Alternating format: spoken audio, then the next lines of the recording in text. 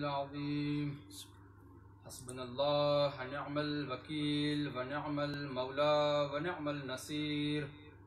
औज़ु बिल्लाहि मिनश शैतानिर रजीम। बिस्मिल्लाहिर रहमानिर रहीम। अल्हम्दुलिल्लाहिल्लज़ी हदाना लिहाज़ा व मा कुन्ना लिनहतदिया लौला अन हदानल्लाह। लक़द जाअत रसूल रब्बिना बिल हक़। अस्सलातु वस्सलामु अला सय्यिदिना व नबिय्यिना व शफ़ीइ ज़ुनूबिना व हबीबि क़ुलूबिना व तबीबि नुफ़ूसिना जद्दिल हसन वल हुसैन अबिल क़ासिम मुहम्मद। अल्लाहुम्मा सल्लि अला मुहम्मद व अला आलिहि तय्यबीन अत्ताहिरीन अल-मासूमीन अल-मज़लूमीन अल-मुंतख़बीन अल-मुंतजबीन अल्लज़ी अज़हबल्लाहु अन्हुमुर रिज्सा व तह्हिरहुम तत्हीरा। अल्लाहुम्मा सल्लि अला मुहम्मद व मुहम्मद। नादी अलियम मज़हरल अजाइब तजिदहु औनन लक फिन नवाइब कुल्लु हम्मिन व गम्मिन सयंजली बिअज़मतिक या अल्लाह बिनबुव्वतिक या मुहम्मद बिविलायतिक या अली या अली या अली। सलवात इरशाद फरमाएं। अल्लाहुम्मा सल्लि अला मुहम्मद व लअनतुल्लाहि अला अअदाइहिम व क़तलतिहिम व गासिबि हुकूक़िहिम व मुनकिरि फ़ज़ाइलिहिम व मसाइबिहिम व शुजाअतिहिम अजमईन मिन यौमिना इला क़ियामि यौमिद्दीन। अम्मा बअद फ़क़द क़ाल अल्लाहु तबारक व तआला फ़िल क़ुरआनिल करीम व हुवा अस्दक़ुस सादिक़ीन व क़ौलुहुल हक़। बिस्मिल्लाहिर रहमानिर रहीम। या अय्युहल्लज़ीना आमनू अतीउल्लाह व अतीउर रसूल व उलिल अम्र मिनकुम। सलवात पढ़ें मोहम्मद व आले मोहम्मद पर।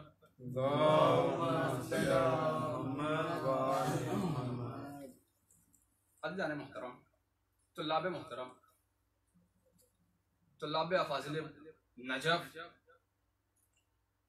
करम है चहरदा मासूमीन अलैहिस्सलातु वस्सलाम का। अब आप बताइए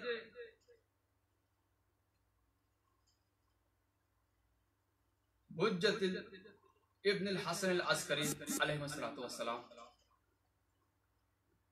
मैंने आपके सामने जिस आयत करीमा की तिलावत करने का शरफ हासिल किया, ये सूरह निसा की आयत नंबर 59वीं है कि जिसमें अल्लाह इरशाद फरमा रहा है, बिस्मिल्लाहिर्रहमानिर्रहीम। या अय्युहल्लज़ीना आमनू अतीउल्लाह व अतीउर रसूल व उलिल अम्र मिनकुम। कि ऐ ईमान लाने वालों, अल्लाह की इताअत करो और रसूल की इताअत करो और साहबाने अम्र की इताअत करो। बेशक कि मैं अपनी मजलिस का आगाज करूं, एक रवायत आप लोगों को सुनाता चलूं।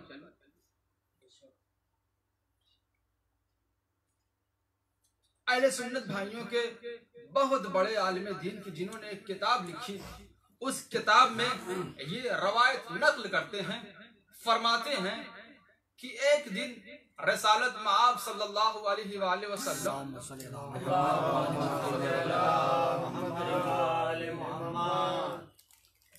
अपने असहाब के साथ मस्जिद में बैठे थे और ऐसे महसूस हो रहा था कि जैसे चांद सितारों के झुरमुट में बैठा हुआ है और असहाबे पैगंबर परवाने वार शम्मे रसालत पे कुर्बान हो रहे थे। इतने में पैगंबर ने फरमाया अपने असहाब से कि मुझ मोहम्मद ने आज की रात एक ख्वाब देखा। भाई ख्वाब में क्या देखा? बयान करते कि मैंने ख्वाब में ये देखा कि ख्वाब में मैंने जन्नत की सैर की। ख्वाब में मैंने जन्नत की सैर की। मैंने देखा चचा हमजा और भाई जाफर तैयार तशरीफ फरमा है और उनके सामने तश्त रखा हुआ है। तश्त वो खाली तश्त नहीं है, तश्त में फल रखा हुआ है और वो इस शान से तनावुल कर रहे हैं, सेब खा रहे हैं। सेब से खाते खाते यानी सेब को खाना शुरू किया, सेब खाते खाते जी भर गया, बाकी का बचा हुआ सेब अनार में बदल गया, अनार खाते खाते अनार से जी भर गया, पेट भर गया, वो बाकी का बचा हुआ अनार खजूर में बदल गया। इस तरीके से खजूर खाते खाते पेट भर गया, जी भर गया, बाकी की बची हुई खजूरें अंगूर में बदल गई।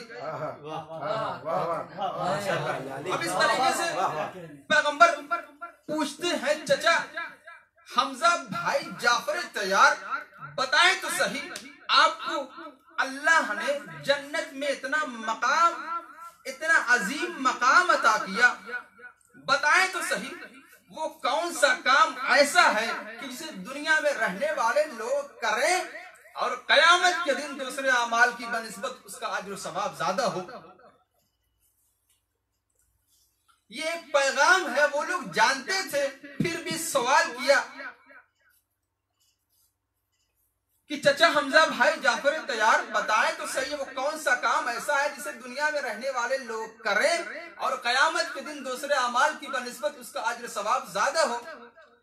अब इधर चचा हमजा भाई जाफर तैयार फरमाते हैं कि उस अल्लाह का लाख लाख शुक्र है कि जिसने हमें आप जैसा रसूल अता फरमाया, उसका लुत्फ करम है, उसकी मेहरबानी है। रसूल पूछते हैं, बताएं तो सही वो कौन सा काम ऐसा है, फरमाते हैं वो तीन काम ऐसे हैं कि जिसे दुनिया में रहने वाले लोग करें और कयामत के दिन दूसरे अमाल की बनिस्बत उसका अज्र सवाब ज्यादा होगा। तवज्जो चाहूंगा आप लोगों से। वो पहला काम ये है कि आप पर और आपकी आल पर दुरूद पढ़ा जाए। सलवात पढ़े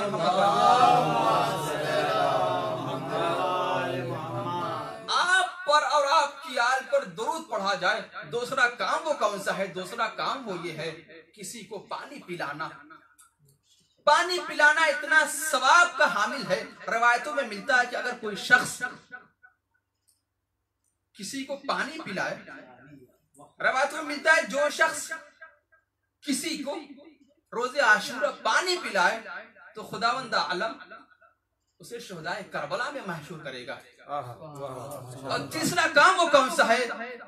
पूछते हैं वो तीसरा काम कौन सा है? बैत जुबान होकर एक ही जुमला निकलता है, विलायत अखी का अली इब्न अबी तालिब अलैहिस्सलातु वस्सलाम, भाई अली की विलायत को इकरार करता हो। सलवात पढ़े मोहम्मद वाले मोहम्मद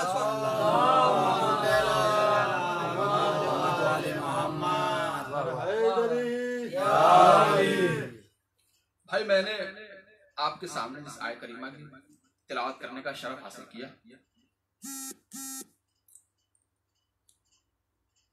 कि अल्लाह की इताअत करो और रसूल की इताअत करो और साहबाने अम्र की इताअत करो। तो कुल है जाते तौहीद की मार्फत इंसानी बस में नहीं है, जिसे हवासे खमसा के जरिए से अगर पहचाना जाए तब भी वो समझ में नहीं आता। और अक्लमंद से अक्लमंद इंसान ये चाहे कि उस अल्लाह को, अक्लमंद से अक्लमंद इंसान ये चाहे कि ज़ाते तौहीद को अपनी महदूद अक्ल में महदूद करे, तो इमाम अल-मुत्तक़ीन इरशाद फरमाते हैं कि वो अल्लाह कि जो किसी की अक्ल में महदूद हो जाए वो अल्लाह अल्लाह नहीं रहता। वो अल्लाह की जो किसी की अक्ल में महदूद हो जाए वो अल्लाह अल्लाह नहीं रहता। अब तेरी मार्फत भी जरूरी है, इसलिए कि इताअत बगैर मार्फत के हो नहीं सकती। ऐ अल्लाह तू बता कि हम तेरी मार्फत कैसे हासिल करें, तुझे कैसे पहचाने। तू हमारी अक्लों में तो आता नहीं, हवा से खमसा के जरिए हमें तेरी समझ आती नहीं। तो इमाम मुत्तक़ी इरशाद फरमाते हैं कि अव्वलुद्दीन मारफतहु, दीन की इब्तिदा उस जात की मार्फत से शुरू होती है। फिर अल्लाह कुरान में इरशाद फरमा रहा है, फ़अलम अन्नहु ला इलाहा इल्लल्लाह, जान लो कि अल्लाह के अलावा कोई और माबूद नहीं है। यहां तुल्लाबे अफाजिले नजफ बैठे हुए हैं, अहले अदब बैठे हुए हैं, अरबी जुबान का जो सिगा होता है, सिगा अम्र जो होता है, इसका वजूब, इसका इतलाक वजूब पे होता है। ये दलालत करता है किसी वजूब शय पे। हमें इससे फरार अख्तियार नहीं है, हमें जानना ही पड़ेगा कि अल्लाह के अलावा कोई और माबूद नहीं है। तो खालिक हकीकी ने एक कायदे कुल्लिया बता दिया है। अल्लाह फिर यहाँ कुरान में इरशाद फरमाता है, सूरह फुस्सलत आयत नंबर 53 में इरशाद फरमाता है, बिस्मिल्लाहिर्रहमानिर्रहीम सनुरीहिम आयातिना फिल आफाक़ि व फी अनफुसिहिम हत्ता यतबय्यन लहुम अन्नहुल हक़। अनकरीब हम अपनी निशानियां दिखाएंगे, दिखलाएंगे इसी कायनात में भी और तुम्हारे नफ्सों में भी, ताकि तुम्हें पता चल जाए कि वो हक है, ताकि तुम्हें पता चल जाए कि वो हक है। मारफत तौहीद वाजिब है,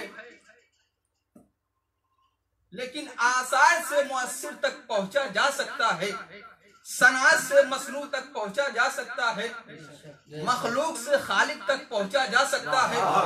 ये तरीका है अल्लाह की मारफत का। वो ये है कि आप उसकी मसनू को देखेंगे तो पता चलेगा कि साने है। आप आसार को देखेंगे तो पता चलेगा कि मुअस्सिर है। आप मखलूक को देखेंगे तो पता चलेगा कि खालिक है। अल्लाह ने क्या फरमाया? अल्लाह ने फरमाया सनुरीहिम, बिस्मिल्लाहिर्रहमानिर्रहीम, सनुरीहिम आयातिना फिल आफाक़ि व फी अनफुसिहिम हत्ता यतबय्यन लहुम अन्नहुल हक़। हमारे पास दो दलीलें हैं, एक आफाक है और एक है अनफुस। आफाक यानी कायनात, अनफुस यानी हम अपने आप को देखें। यानी कायनात भी बताती है कि कोई बनाने वाला है, कायनात भी बताती है कोई बनाने वाला है, अनफुस भी बताते हैं कोई बनाने वाला है।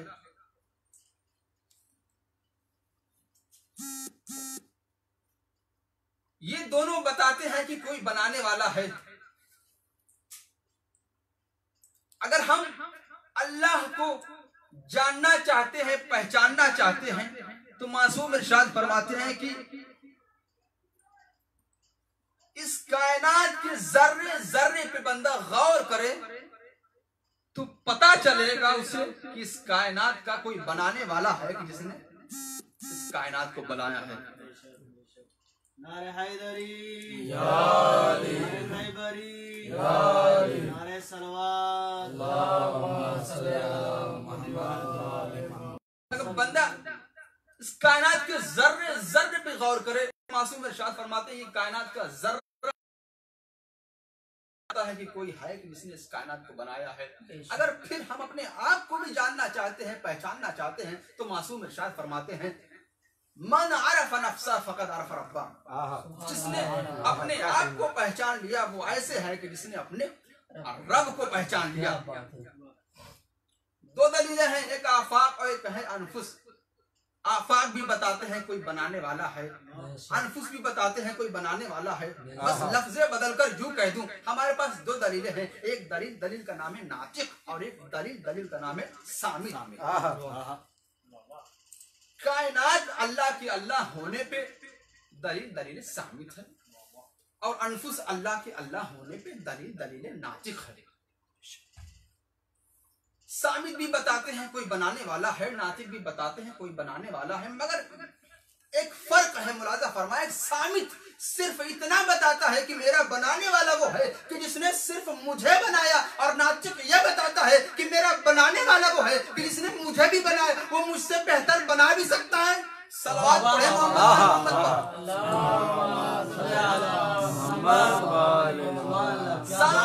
सिर्फ इतना बताता है कि मेरा बनाने वाला वो है जिसने सिर्फ मुझे बनाया। नातिक यह बताता है कि मेरा बनाने वाला वो है कि जिसने मुझे भी बनाया, मुझसे बेहतर बना भी सकता है। अब मिसाल के जरिए बात वाज़ेह करता चलूं कि मसलन हम लोग यहाँ पर आए हैं, गरीब खाना कह लीजिए या अमीर खाना कह लीजिए, ये अल्हम्दुलिल्लाह ये दलील सामित है, कितना अच्छा बना हुआ है। ये बता रहा है कि कारीगर इसका कितना अच्छा है। भाई सामित ये बताता है कि मेरा बनाने वाला वो है कि जिसने सिर्फ मुझे बनाया। नातिक ये बताता है कि मेरा बनाने वाला वो है कि जिसने मुझे भी बनाया, वो मुझसे बेहतर बना भी सकता है। अहले अदब बैठे हुए हैं। सामित हमेशा अपने बनाने वाले के कमाल को बयान करता है और नातिक हमेशा अपने बनाने वाले के बुलंदी कमाल को बयान करता है। सलावत पढ़े मोहम्मद वाले मोहम्मद पर।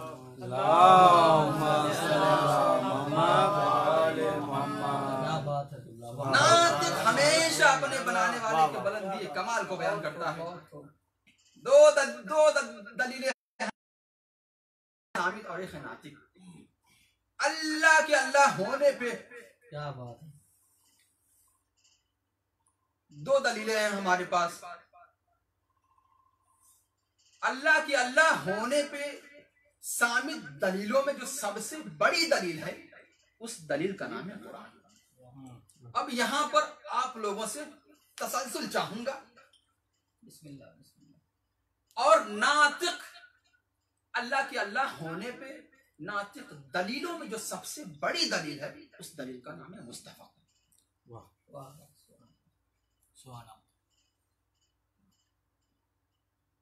अल्लाह के अल्लाह होने पे दो दलील है। जिस तरह से अल्लाह के अल्लाह होने पे दो दलीलें हैं, उसी तरह से रसूल की रसालत पर भी हमें दो दलील होनी चाहिए। एक सामित होनी चाहिए, एक नातिक होनी चाहिए। सामित का नाम है कुरान, नातिक का नाम है अली मुर्तजा।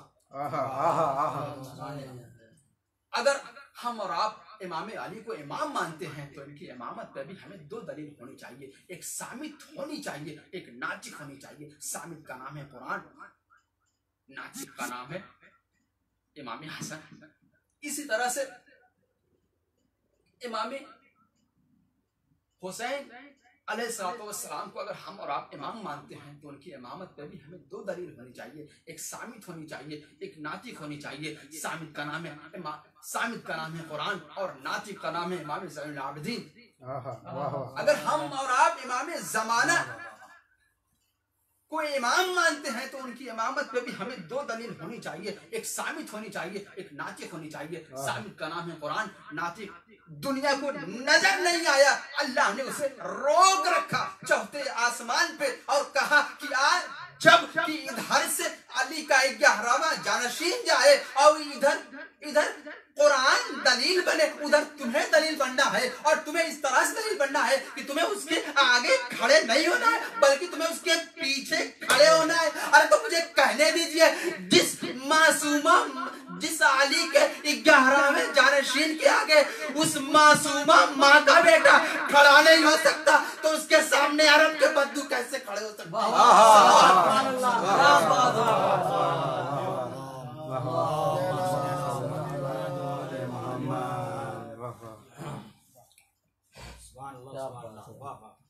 जिस अली के 11वें जानशीन के आगे सलामत रहिए, वाह वाह वाह, उस मासूमा माँ का बेटा खड़ा नहीं हो सकता, तो मक्के के बद्दू कैसे खड़े हो सकते हैं? जो अल्लाह के अल्लाह होने पे दलील बने, उसे हम इस्तेलाह में आयत खुदा कहते हैं। उसे हम आयत खुदा कहते हैं। क्यों? उन्हें देख के अल्लाह का पता चलता है। ये आयतुल्लाह, ये मुज्तहिदीन किराम, आयतुल्लाह उदाम, ये कौन लोग हैं?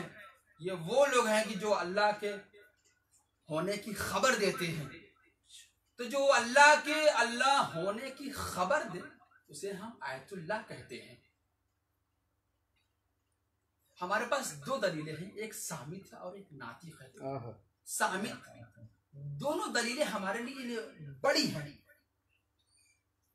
एक दलील कुरान है और एक दलील है मुस्तफा। फिर मैं यहाँ पर एक कुरान की आयत का सहारा लेना चाहता हूँ। अल्लाह कुरान में इरशाद फरमाता है, बिस्मिल्लाहिर्रहमानिर्रहीम, मा नंसख मिन आयतिन औ नुनसीहा नाति बिखैरिन मिनहा औ मिथलहा। अल्लाह ये कहता है मेरा तरीका यह है कि मैं जब भी किसी आयत को उठाता हूं तो उसकी जगह पे उस जैसी आयत को रखता हूं या उससे बेहतर को रखता हूं। तो मुलाहिजा फरमाए, अब जब कुरान को उठाया ना तो उसकी जगह पे उस जैसी आयत को रखा या उससे बेहतर को रखा। तो अब जब भी मुस्तफा को उठाएगा तो उसकी जगह पर या मुस्तफा जैसे को रखेगा या मुस्तफा से बेहतर को रखेगा। सुभान अल्लाह। तो जाएं ढूंढ लाएं तारीख में कि कोई मुस्तफा जैसा है, कोई मुस्तफा से बेहतर है। बस सिर्फ एक जात के अलावा कोई और जात नहीं है, वो है मौलाए अलैहिस्सलातु वस्सलाम की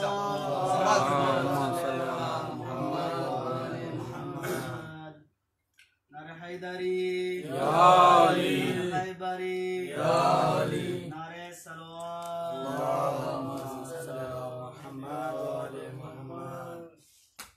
और पैगंबर के जमाने में जो पैगंबर का मिंबर हुआ करता था वो 4 जीने का हुआ करता था।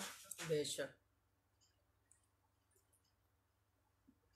पैगंबर के बाद जब उन लोगों का जमाना आया ना, तवज्जो चाहूंगा आप लोगों से, उन लोगों का जमाना आया, पहले का जमाना आया, वो मिंबर के पास गया। मिंबर के पास जाते ही वो मिंबर को देखने लगा और अपने आप को देखने लगा, कहने लगा कि मैं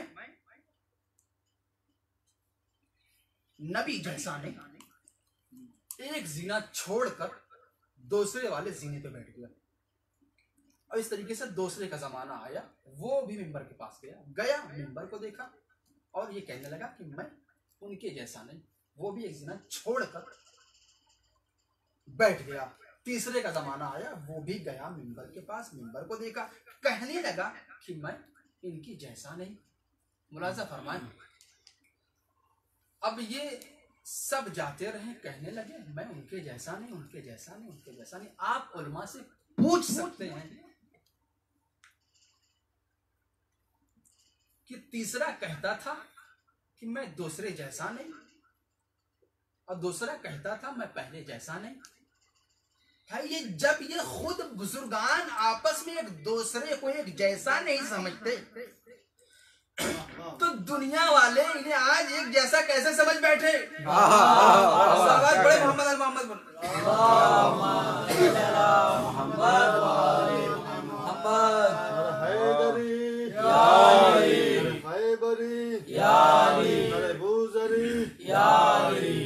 मोहम्मद वाले मोहम्मद बुलंदतर सलवात।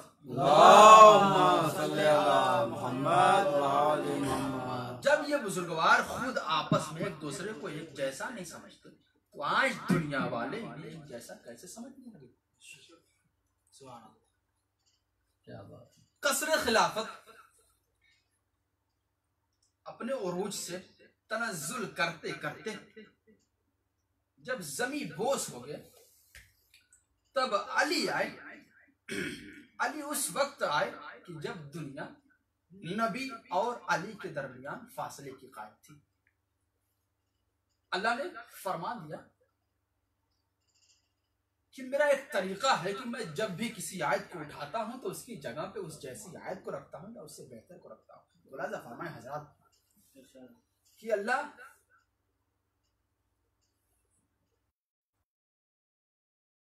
उसकी जगह पे उस जैसी को रखता हूं या उससे बेहतर को रखता है। अब जब बिला फसला आया ना,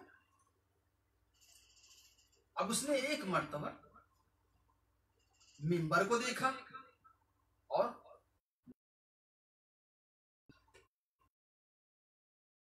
आने वाले की तरफ देखा और एक तरफ मिंबर की तरफ देखा और इस तरह से लोग आपस में चेमी गोइयां करने लगे, एक दूसरे को कोहनियां मारने लगे, कहने लगे ये आ गए हैं रसूल का मिंबर 4 जीने का था, चारों का चारों मुकम्मल हो चुका है। ये बैठेंगे तो कहाँ बैठेंगे, ये बैठेंगे तो कहाँ बैठेंगे। मिंबर चारों का चारों मुकम्मल हो गया। ये बैठेंगे जहाँ हम जगह, जहाँ जिस जगह हम बैठे हैं, खाक पे बैठे हैं, ये भी खाक पे बैठ जाएंगे। कोई इज्जत ही नहीं रहेगी। भाई उन्हें क्या पता, उन्हें क्या पता, लकड़ियों के ढेर पे बैठकर लोगों की गर्दनों पर हुकूमत करना और बात है, लेकिन खाक पे बैठ के लोगों के दिलों पे हुकूमत करना और बात है। सलावत पढ़े मोहम्मद वाले मोहम्मद।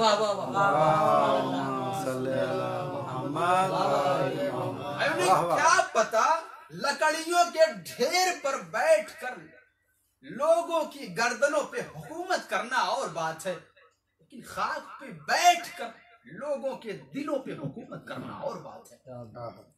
जब बिला फसला आया ना, सारे फासलों को रौंदते हुए उस जगह बैठा जहां पर हमारे आपके नबी बैठा करते थे। बैठने के बाद एक जुमला इरशाद फरमाया, अल्हम्दुलिल्लाहिल्लज़ी अल्हम्दुलिल्लाहि अला इहसानि क़द रजअल हक़ इला मकाने। हमद है, हमद है, हमद है उस जात की हक न जाने कितनी मुद्दतों के बाद पलट कर अपनी जगह पर आया। वाह वाह वाह वाह।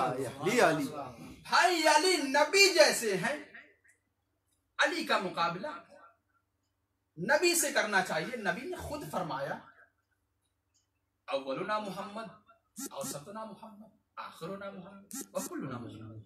हमारा पहला भी मोहम्मद, औसत भी मोहम्मद, आखिर भी मोहम्मद, और हमारे कुल के कुल मोहम्मद। ज्यादा देर तक गुफ्तगू नहीं करनी है। इनका मुकाबला इनके वाले से करना चाहिए और इनका मुकाबला इनके वालों से करना चाहिए। यानी इनका मुकाबला इनसे करना चाहिए, उनका मुकाबला उनसे करना चाहिए। यानी पहले वाले का मुकाबला, फुरकान भाई आप है ना हमारे साथ, क्या बात। पहले वाले का मुकाबला दूसरे वाले से करना चाहिए, दूसरे वाले का मुकाबला तीसरे वाले से करना चाहिए। यानी तलहा का मुकाबला जुबैर से करना चाहिए, जुबैर का मुकाबला तलहा से करना चाहिए। हिंदा का मुकाबला हिंदा से करना चाहिए। वाह वाह वाह वाह। और मुस्तफा का मुकाबला अली मुर्तजा से करना चाहिए, और मुस्तफा का मुकाबला सैयदुल शुहदा से करना चाहिए। इनकी सीरतें एक जैसी हैं, इनके किरदार एक जैसे हैं, इनकी गुफ्तार एक जैसी है, इनका चलना एक जैसा है, इनका बैठना एक जैसा है, इनका फिरना एक जैसा है, इनका सोना एक जैसा है। भाई आप समझे या ना समझे, शब हिजरत क्या हुआ था? मुस्तफा की जगह पे मुर्तजा सोए हैं, लेकिन काफिर पहचान न सके मुस्तफा सोए या अली मुर्तजा सोए हैं। पढ़े मोहम्मद वाले मोहम्मद पर।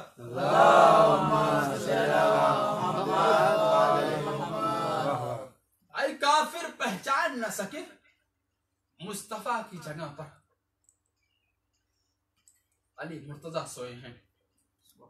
ये वो हस्ती हैं कि इन्हें माना जाए तो हमारी नमाजें दुरुस्त, इन्हें माना जाए तो हमारे रोजे सही, इन्हें माना जाए तो हमारे हज दुरुस्त, इन्हें माना जाए तो हमारे जितने भी खैरिया काम है सब दुरुस्त। अगर इन्हें ना माना जाए तो हमारे सारे अमाल बेकार। मगर किसी को मुसाइदा कर देना, अगर माना जाए सब क्या बात, न माना जाए तो हमारे सारे अमाल बेकार है। अल्लाह ने क्या फरमाया इन हस्तियों के लिए? ये फरमाया कि ऐ मोहम्मद, अगर इस कायनात को पैदा न करता, पैदा करना मकसूद ना होता, तो ऐ मोहम्मद मैं न तुम्हें पैदा करता, न मैं अली को पैदा करता। और फिर अल्लाह फरमाता है कि ऐ मोहम्मद, अगर फातिमा को पैदा करना मकसूद ना होता, तो मैं न तुम्हें पैदा करता, न मैं अली को पैदा करता। मोहतरम सामईन, खुदा की कसम बीबी फातिमा ज़हरा ये वो बीबी हैं कि जो अपने बाबा से तमन्ना की थी कि बाबा ये जो आप कह रहे हैं ना कि मेरा लाल भूखा और प्यासा कत्ल किया जाएगा, क्या मैं होंगी? बेटी मेरी लाल तुम नहीं होगी उस वक्त। बाबा क्या मेरा लाल हसन होगा? बेटी मेरी लाल तेरा लाल हसन भी नहीं होगा।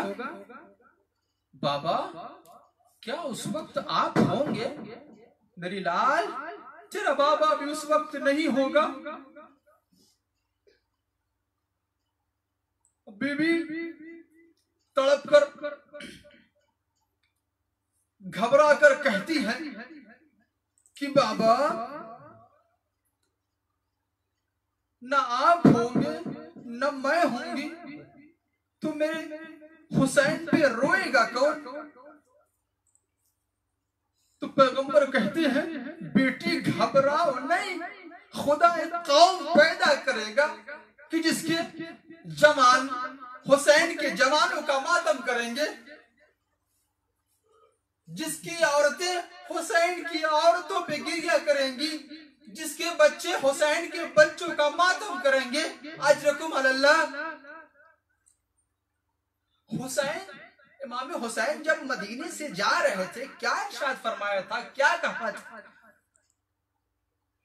फरमाया था इनकाना दीनु मुहम्मदिन लम यस्तकिम इल्ला बिक़त्ल फया सुयूफ खुदूनी। अगर मेरे कत्ल से मेरे नाना का दीन बच जाता है तो ऐ तलवारों आओ मेरे गले को काट दो। अजरकुम अल्लाह। आज पहली मुहर्रम है। अज़ादारों कल का जो दिन गुजरा है ये भी बहुत मुसीबत का दिन था। मदीने में जब इमाम सज्जाद चांद को देखा करते थे, चांद से मुखातब होके कहते थे अरे चांद तू उसी वक्त का चांद है जिस वक्त हमारा पूरा कुनबा लुट गया। अज़ादारों इमाम हुसैन अलैहिस्सलाम जब मदीने से जा रहे थे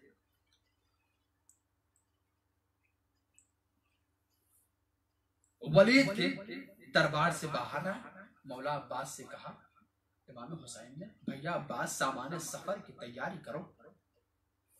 अब इधर इमाम हुसैन तमाम बीबियों से कहते हैं सामाने सफर की तैयारी करो, मगर खबरदार कोई सुगरा से बात नहीं करेगा। खामोशी के साथ अपने अपने सामाने सफर को तैयार करो।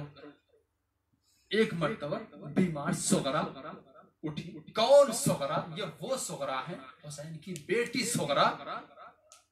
असा के सहारे से अम्मा रुबाब के हुजरे में आती है और बड़ी गौर से देखती है कि अम्मा रुबाब बैठी है और नन्हे भैया अली असगर के जोड़े रख रही है, कुर्ते रख रही है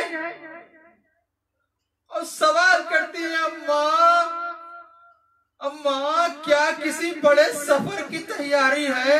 उम्मे रुबाब ने कोई जवाब न दिया और वहां से उठकर उम्मे कुलसूम के हुजरे में आती है, कहती है फूफी अम्मा क्या किसी बड़े सफर की तैयारी है? कोई जवाब न दिया। अदादारों वहां से उठी, आहिस्ता आहिस्ता चलते चलते बीबी ज़ैनब के हुजरे में आए और वहां पर जाके बैठ गई और रोना कर दिया। अब जैसे ही रोना शुरू किया जमीन पे उनके आंसू टपकने लगे। जनाब ज़ैनब ने देखा, अब जाकर बेटी को पकड़ के कहती है बेटी घबराओ नहीं, क्या बात है, क्यों रो रही हो? उन्होंने कहा ये फूफी अम्मा मैं अम्मा रबाब के हुजरे में गई, देखा कि नन्हे भैया इस घर के कुर्ते रख रही है, लेकिन उन्होंने कोई जवाब न दिया। मैंने पूछा अम्मा क्या किसी बड़े सफर की तैयारी है? कोई जवाब न दिया। फूफी अम्मा आखिर माजरा क्या है? मेरा दिल कहता है कि जैसे अब मदीना उजड़ रहा है। जनाब ज़ैनब ने कहा बेटी बेटी बड़े सफर की तैयारी है। जनाब सुगरा कहती है अम्मा ये बताएं कि इस सफर में कौन कौन जाएगा? जनाब ज़ैनब कहती है बेटी इस सफर में तेरे बाबा जाएंगे। जब सुगरा कहती है अम्मा और कौन जाएगा? कहा कि तेरे चचा अब्बास जाएंगे। और कौन जाएगा? और मोहम्मद जाएंगे। और कौन जाएगा? और इस तरीके से जनाब सुगरा पूछ रही है कि अब फूफी अम्मा उसका नाम ले लेंगी कि सुगरा अब तुम्हें भी चलना है। अजरकुम अल्लाह।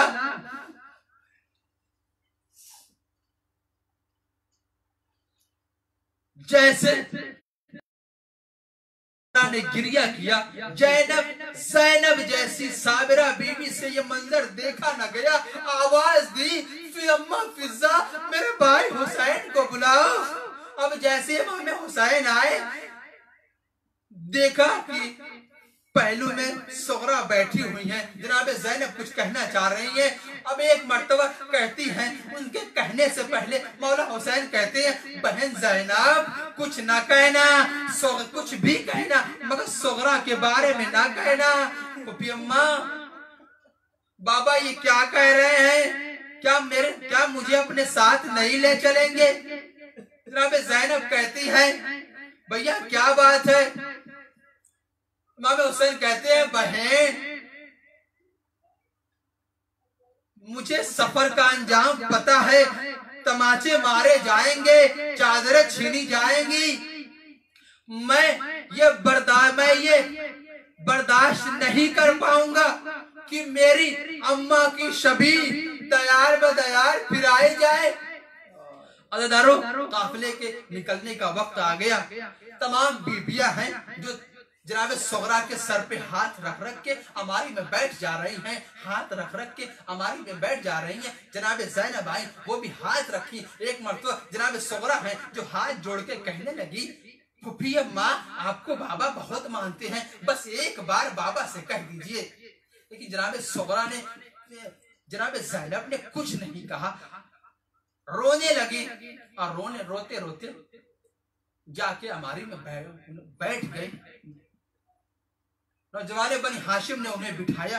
आजादारों सुनेंगे एक मर्तबा मौला हुसैन ने जनाबी अली अकबर से कहा बेटा अली अकबर काफिला निकलने का वक्त आ गया, क्या अपनी बहन सुगरा से नहीं मिलोगे? कहा कि बाबा मेरे हाथ में ये तलवार है, अगर आप हुक्म दे तो इस तलवार से मैं अपना गला काट दूं। बाबा ये बताए कि मैं अपनी बहन से जाके क्या कहूंगा? मौला हुसैन कहते हैं बेटा ताखिर न करो, जल्दी जाओ अपनी बहन से मुलाकात कर लो। आजादारों मौला हुसैन ने कहा जनाबे अली अकबर जनाबे सुगरा के हुजरे में आए। आजादारों हुजरे फातिमा सुगरा में है आए अकबर, रोते जाते हैं खड़े सर को झुकाए अकबर। गश मरीजा को है किस तरह जगाए अकबर, गश मरीजा को है किस तरह जगाए अकबर, कैसे बीमार बहन को ये बताए अकबर। उठो सुगरा मुझे खालिक की जमानत दे दो, अरे करबला जाने की भाई को इजाजत दे दो।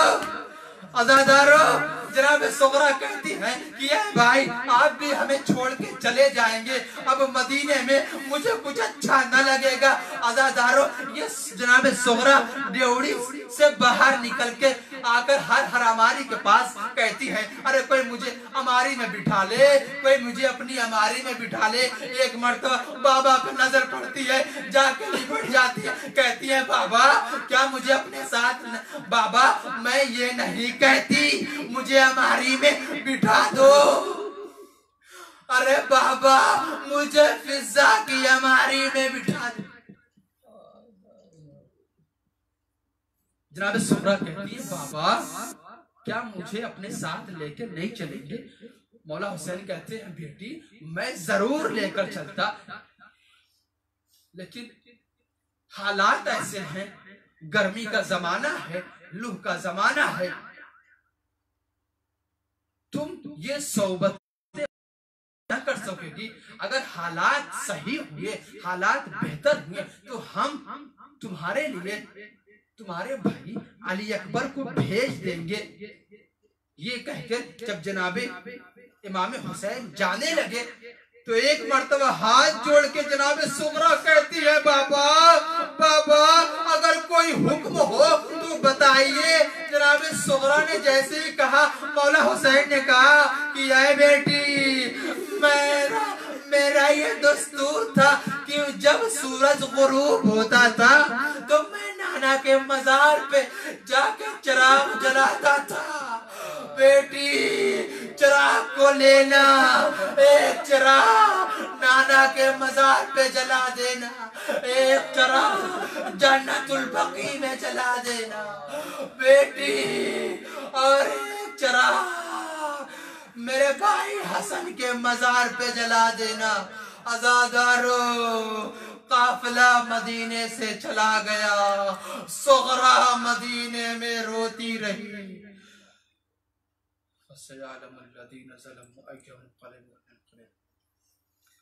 इन्ना लिल्लाहि व इन्ना